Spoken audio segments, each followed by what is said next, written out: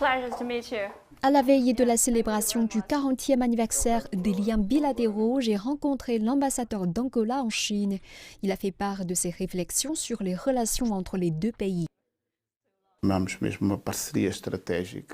Les relations entre nos deux pays se développent dans les secteurs les plus divers de la vie de chaque pays.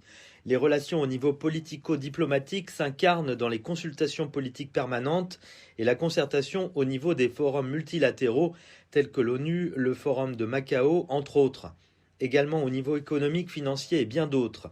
En général, les relations sont excellentes. L'Angola et la Chine ont développé un partenariat stratégique, mais il y a encore un gros potentiel de croissance, principalement dans les relations économiques, où nous comprenons que, compte tenu du potentiel de chaque pays, il y a les ingrédients pour que les économies des deux pays soient complémentaires et, dans ces termes, une relation avec des gains partagés et configurés. Le ministre chinois des Affaires étrangères Qin Gang a entamé un voyage en Afrique, visitant 5 pays africains, les sièges de l'Union africaine et de la Ligue des États arabes. Quelles sont vos attentes pour ce voyage ? Pour nous, ce serait un grand honneur d'assurer la liaison avec le nouveau ministre chinois des Affaires étrangères et de faire partie de ce groupe de 5 pays qu'il visitera. Le ministre chinois des Affaires étrangères pourrait s'occuper des questions liées à la coopération entre les deux pays, des questions plus diverses comme la coopération politique et la coopération macroéconomique. Nous avons beaucoup d'attentes à ce sujet.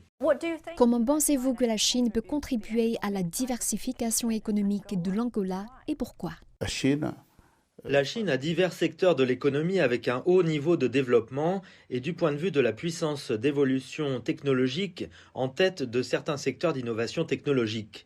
La Chine possède des universités de classe mondiale. Avec ces qualités, la Chine est en mesure de contribuer de manière réfléchie aux grands défis de la diversification de l'économie angolaise. L'Angola a pris des mesures très significatives, a fait des réformes très sérieuses et a déclenché une lutte déterminée contre la corruption. Ces facteurs changent substantiellement l'environnement des affaires, récupèrent la crédibilité des institutions et évidemment l'environnement devient attractif pour les investissements. À quelle coopération supplémentaire pouvons-nous nous attendre entre la Chine et l'Angola dans le cadre de l'initiative La Ceinture et la Route ? La Chine est très présente dans des projets d'infrastructure, donc nous parlons de plusieurs voies ferroviaires, comme nous parlons de l'ouverture des voies de la ligne ferroviaire de 3000 km. Nous parlons des routes dans cet aspect, fondamentalement ce qui pourrait être fait en termes de réhabilitation, de reconstruction et de modernisation de nos infrastructures. Nous aimerions répondre ensemble à la fois l'Angola et la Chine qui soutient l'idée de l'initiative La Ceinture et la Route. Les mesures de contrôle de la pandémie en Chine se sont assouplies après près de 3 ans, avec notamment le déclassement de la gestion de la Covid-19 en affection de classe B et la levée des exigences de quarantaine pour les voyageurs entrant à partir du 8 janvier.